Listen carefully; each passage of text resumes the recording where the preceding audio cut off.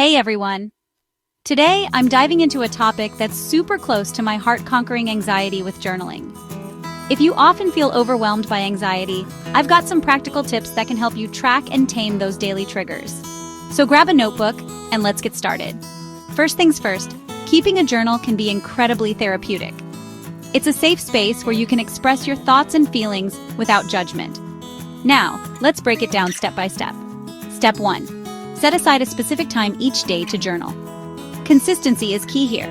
Whether it's first thing in the morning or right before bed, having a routine can help you stay committed. Step 2. Start with a brain dump. Write down everything that's on your mind, no matter how trivial it seems. This helps to declutter your thoughts and provide some immediate relief. Step 3. Identify your anxiety triggers. As you write, look for patterns. Are there specific situations or people that make you anxious? Note them down. This awareness is the first step in taming your anxiety. Step 4. Challenge your thoughts. When you identify a trigger, ask yourself, is this fear rational? What evidence do I have to support it? Often our anxieties are based more on perception than reality. Step 5. Practice gratitude. Each day, write down 3 things you're grateful for. Shifting your focus to positive aspects of your life can help balance out the negativity. Step 6. Set achievable goals.